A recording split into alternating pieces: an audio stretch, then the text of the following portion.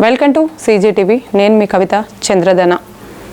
ఈరోజు ప్రముఖ న్యూమరాలజిస్టు వివేక్ చంద్ర మనతో ఉన్నారు. తనతో మాట్లాడదాం. నమస్తే సార్. నమస్తే అండి. సార్, మీరు డిఫరెంట్ చార్ట్ గీస్తూ ఉంటారు. అవునండి. ఆ చార్ట్ని ఎలా అనాలిసిస్ చేయాలి అది ఒకసారి మనకు వివరించండి సార్. ఖచ్చితంగా అండి. సో మనకి న్యూమరాలజీలో మనకి ముఖ్యంగా ఒక వ్యక్తి యొక్క డేట్ ఆఫ్ బర్త్ అనేటువంటిది అనాలిసిస్ చేయాలంటే మినిమం ఫస్ట్ నా దగ్గర అనేది 4 రకాల మెథడ్స్ ఉంటాయండి. ఈ 4 రకాల మెథడ్స్ లో 3 చార్ట్ మెథడ్ ఉంటుంది, ఇంకోటి ప్యాటర్న్ మెథడ్ ఉంటుంది. ప్యాటర్న్ మెథడ్ పక్కన పెడతాం, తర్వాత దీని గురించి మనం వివరంగా మాట్లాడదాం. ఈ చార్ట్ మెథడ్ గురించి మాట్లాడదాం మనం. ఈ చార్ట్ లో 3 రకాల చార్ట్స్ ఉంటాయండి. జనరల్ చార్ట్ అంటారు, లోషు గ్రిడ్ చార్ట్ అంటారు, వేదిక్ గ్రిడ్ చార్ట్ అంటారు. ఎస్, ఈ 3 చార్ట్స్ ఉంటాయి అన్నమాట. ఈ 3 చార్ట్స్ ని డిపెండ్ చేసుకొని ఒక వ్యక్తి అనేటువంటి వాడు లేదంటే ఒక వ్యక్తి ఏ విధంగా ఉంటాడు, ఆ వ్యక్తికి నేమ్ కరెక్షన్ మనం ఎలా చేయాలి, అంటే ఆ వ్యక్తికి సంబంధించినటువంటి రెమెడీస్ కానీ ఇవన్నీ కూడా మనం ఎలా ఇవ్వాలి అనేటువంటిది మనం డిసైడ్ చేస్తాం. ఓకే సార్, అది ఎలా చేస్తారో ఒకసారి మన ప్రేక్షకులు కూడా చెప్పండి సార్. ఖచ్చితంగా అండి. సో ఈ వీడియోలో మీకు ఖచ్చితంగా కూడా ఆ డిఫరెంట్ టైప్స్ ఆఫ్ చార్ట్స్ అంటే ఏంటి, దాన్ని ఏ విధంగా ఫిల్ చేస్తారో, అది ఎందుకు ఉపయోగపడతాయి, ఇవన్నీ కూడా నేను చెప్తాను. ఇవన్నీ కూడా చెప్పే ముందు మీరేం చేయాలంటే సింపుల్ గా సరదాగా ఒక సబ్స్క్రైబ్ బటన్ అనేటువంటి మీరు నొక్కాలి. తర్వాత గంట సింబల్ ని కూడా మీరు యాక్టివేట్ చేసుకోవాలి. ఎందుకంటే ఎవరు చెప్పినటువంటి వీడియోస్ ని, మిమ్మల్ని ఎడ్యుకేట్ చేసేటువంటి వీడియోస్ ని మనం చెప్పడం జరుగుతుంది. మరి నేను ఇంత కష్టపడుతున్నప్పుడు మీరు చేయాల్సింది కింద ఒక చిన్న కామెంట్, ఒక సబ్స్క్రైబే కదా. అది చేశామనుకోండి, ఖచ్చితంగా నాకు నెక్స్ట్ ఇంకొక మంచి ఊపు వచ్చింది. ఇంకా అద్భుతమైన సబ్జెక్టులు తీసుకొస్తాను. సో నా గురించి తెలిసిన ప్రతి ఒక్కరికి తెలుసు, మనం అన్ని యూనిక్ సబ్జెక్టులు చేస్తాం అనమాట. సో ఇది ఇప్పుడు ఈ గ్రిడ్స్ గురించి మాట్లాడేటప్పుడు మనం మన డిజిటల్ స్క్రీన్ మీదకి వెళ్ళిపోదామండి. సో దాని ద్వారా ఏంటంటే మీకు చాలా బాగా మీకు అర్థమవుతుంది అనమాట.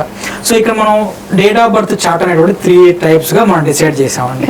ఈ 3 టైప్స్ అనేటువంటివి ఏమంటే standard chart, Lo Shu grid, vedic grid. నేను ఇక్కడ మీకు ఛాలెంజ్ చేసే విషయం ఏంటంటే ఈ స్టాండర్డ్ చార్ట్ అనేటువంటిది ఏదైతే ఉందో ఈ స్టాండర్డ్ చార్ట్ గురించి చాలా మంది న్యూమరాలజిస్టులకు తెలియదండి. ఇది స్టాండర్డ్ చార్ట్ అనేటువంటిది అడ్వాన్స్డ్ న్యూమరాలజీ మెథడ్ వాడేటువంటి కొద్ది మంది న్యూమరాలజిస్టులకు మాత్రమే తెలుసు. అది కూడా నా దగ్గర నేను నేర్చుకున్న గురువు ఎవరైతే ఉన్నారో ఆయన మాత్రమే అడ్వాన్స్డ్ చార్ట్ గురించి నేర్పిస్తారు అన్నమాట.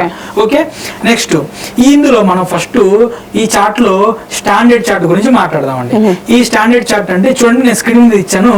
స్టాండర్డ్ చార్ట్ అనేది బేసిక్ చార్ట్, ఇది ఇట్లా ఉంటుంది.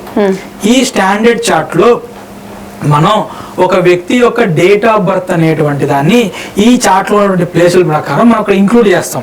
ఫర్ ఎగ్జాంపుల్ 11/9/1990 అనేటువంటి డేట్ ఆఫ్ బర్త్ నేను తీసుకున్నానండి. ఈ డేట్ ఆఫ్ బర్త్ లో ఇక్కడ మనం ఇంపార్టెంట్ విషయం ఏంటి అంటే ఇక్కడ మీరు పుట్టినటువంటి ఏదైతే సెంచరీ ఉందో ఆ సెంచరీని కన్సిడర్ చేయకూడదు.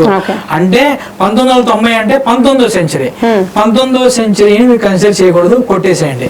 2000 సంవత్సరాలు పుట్టారనుకోండి 20th సెంచరీ, 20వ సెంచరీ మీరు కన్సిడర్ చేయకూడదు. 2025లో పుట్టారనుకోండి 20 నెంబర్ తీసేయండి. 20 నెంబరు మనం వాడకూడదు, పక్కన 25 మాత్రమే వాడాలి.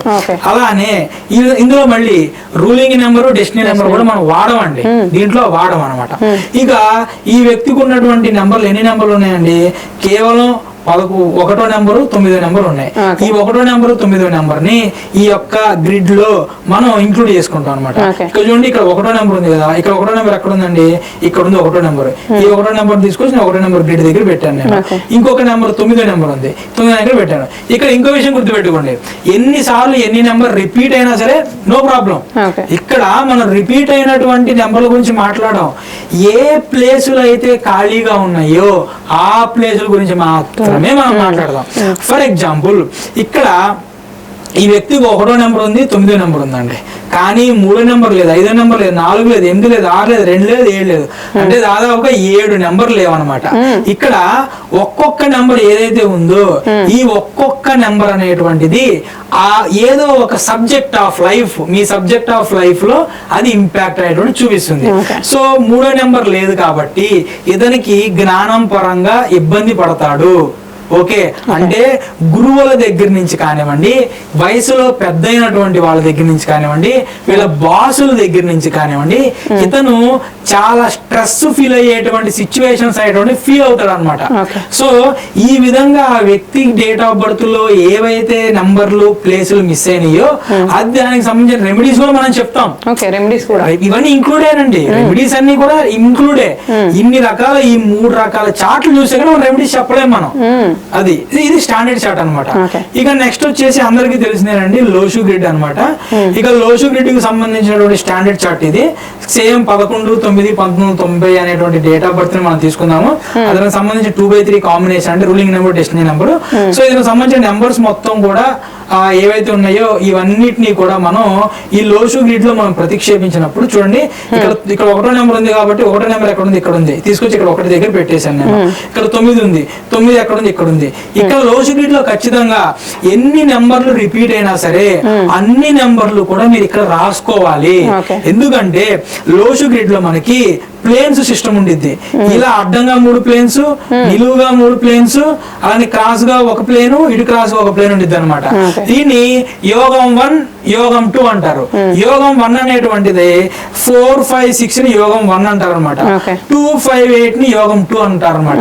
మీరు కావాలంటే చూసుకోండి, 2, 5, 8 అనేటువంటి యోగం ఉన్నటువంటి పిల్లవాడు గనక పుడితే, అంటే 2, 5, 8 గనక మీ పిల్లల లోషు గ్రిడ్లు ఉంటే గనక తల్లిదండ్రుల వయసు ఎంత ఉన్నా సరే వాళ్ళు కోటీశ్వర్లు అవుతారు.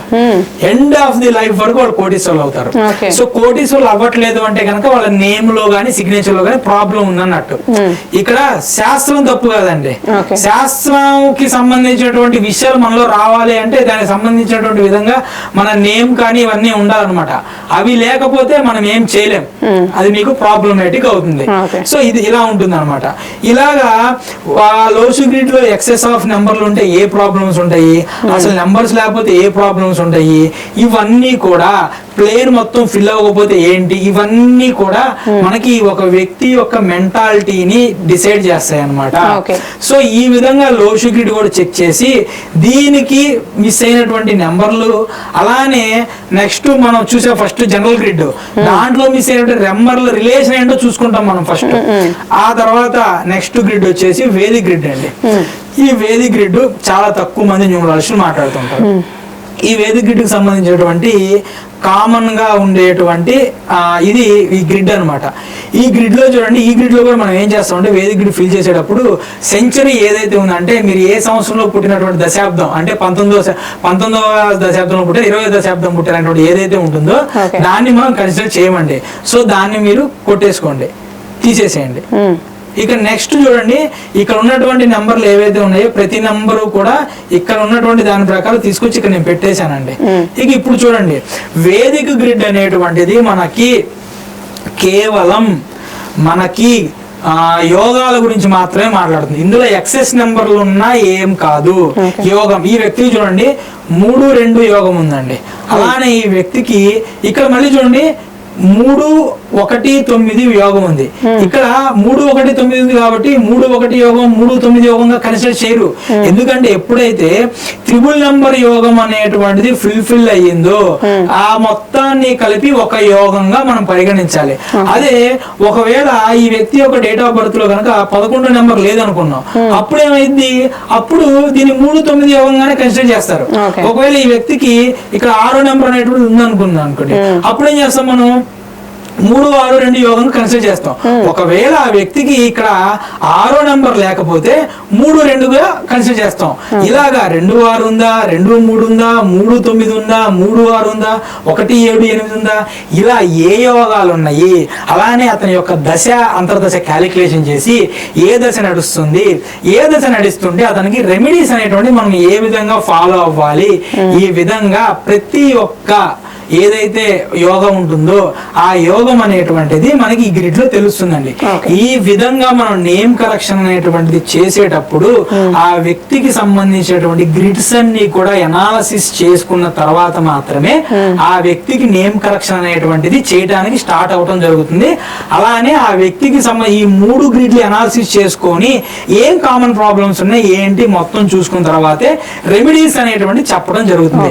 ఖచ్చితంగా మన దగ్గర వచ్చినటువంటి క్లయింట్స్ కి ఇన్ని మెథడ్స్ మనం చూసిన తర్వాతే నేమ్ అనేటువంటిది ఇవ్వడం జరుగుతుంది. కాబట్టే మన దగ్గరికి వచ్చినటువంటి క్లయింట్స్ తీసుకునేటువంటి మొబైల్ నెంబర్ లో కానివ్వండి, సిగ్నేచర్ లో కానివ్వండి, ఇవన్నీ కూడా ఒకే సర్వీస్ ఇంక్లూడ్ అయి ఉంటాయి. ఒక్కొక్క దానికి సపరేట్ సర్వీస్ ఉండదు. అన్ని కూడా ఒకే సర్వీస్ లో మొత్తం మీకు పాజిటివ్ వచ్చేటువంటి విధంగా రేపొద్దు నేను ఏదైనా కొత్త విద్య నేర్చుకున్నాను అనుకోండి, ఆ విద్యకి మళ్ళీ సపరేట్ గా డబ్బులు ఛార్జ్ చేయాలి, దాన్ని ఇందులో ఇంక్లూడ్ చేస్తాం. ఎందుకంటే మా కాన్సన్ట్రేషన్ ఏంటంటే సరస్వతి దేవి లేదా భగవంతుడి ఇచ్చిన విద్యని మీకు పాజిటివ్ గా ఏ విధంగా తీసుకురావాలి. డబ్బులు ఛార్జ్ చేస్తామండి, డబ్బులు ఛార్జ్ చేయకుండా ఫ్రీ సర్వీస్ ఎవరు ఇవ్వరు. ఓకే, ఎందుకంటే ఇవి ఎనర్జీ ట్రాన్స్ఫర్స్. చాలా మంది నన్ను అడుగుతూ ఉంటారు, మీరు చెప్తున్నారు ఫ్రీగా చేయట్లేదని. నేను వాళ్ళకి ఒకటే మాట అంటాను, నాకు ఒక ఫ్యాక్టరీ ఉంది, నాకు ఒక కంపెనీ ఉంది, మీరు వచ్చి ఫ్రీగా నా దగ్గర వర్క్ చేయండి, నేను మీకు ఫ్రీగా చేసి పెడతాను. ఇప్పుడు మీరు వచ్చి ఫ్రీగా చేయడానికి సుముఖంగా లేనప్పుడు నేను ఎట్లా ఫ్రీ సర్వీసెస్? ఇది ఏదైనా సర్వీస్ అండి. దాంట్లో అకల్ట్ సైన్స్ అనేటువంటిది ఎనర్జీ ట్రాన్స్ఫర్స్. ఒక వ్యక్తి యొక్క జన్మ జాతకాలు చూసినా, ఒక వ్యక్తి యొక్క డేట్ ఆఫ్ బర్త్ చూసినా సరే, చాలా మంది ఆస్ట్రాలజిస్టులకు ఈ విషయం తెలుసండి. ఆ వ్యక్తికి సంబంధించినటువంటి నెగిటివ్స్ ఏవైతే ఉంటాయో ఆ నెగిటివ్స్ యొక్క ఇంపాక్ట్ అనేటువంటిది దాన్ని అనలైజ్ చేసిన వ్యక్తి మీద పడుతూ ఉంటుంది. సో దానికి అనుగుణంగా కూడా ఆ వ్యక్తి ఖచ్చితంగా కూడా నేను రెమెడీస్ ఫాలో అవుతాను. ప్రతిరోజు నేను మంత్ర సాధన చేసుకుంటా ఉంటాను, నెక్స్ట్ రెమెడీస్ ఫాలో అవుతూ ఉంటాను, సిగ్నేచర్ చేసుకుంటా ఉంటాను. ఇన్ని రకాలు చేస్తాం కాబట్టి ఆ నెగిటివ్ నుంచి దూరంగా ఉంటాం మేము. కాబట్టి దాన్ని నలిఫై చేసుకోవడానికే ఆ ఎనర్జీకి కొంత అమౌంట్ అనేటువంటిది ఫిక్స్ చేసినట్టు. అదండి, ఈ విధంగా ఒక వ్యక్తికి సంబంధించినటువంటి గ్రిడ్స్ అన్ని కూడా ఎనాలసిస్ అనేటువంటిది చేసిన తర్వాత ఇన్ని రకాల గ్రిడ్స్ అనేటువంటిది మనం న్యూమరాలజీ మనం ఫాలో అవుతాం అనమాట. ఓకే అండి, ఇంత న్యూమరాలజీలో జెన్యూన్ సబ్జెక్టు మాకు అందించినందుకు థ్యాంక్ యూ అండి. థ్యాంక్ యూ అండి మీకు. ఎందుకంటే ఇంత అద్భుతమైనటువంటి అవకాశం నాకు ఇచ్చి మన సబ్జెక్ట్ని ప్రజల్లోకి తీసుకెళ్లేటువంటి సహృదయమైన అంటే గొప్ప మనసు ఉన్నటువంటి ఇటువంటి ఒక ఛానల్ కూడా నాకు ప్లాట్ఫామ్గా దొరకడం కూడా నా అదృష్టం అండి. సో మీకు మీ యాజమాన్యానికి కూడా చాలా కృతజ్ఞతలు. Thank you.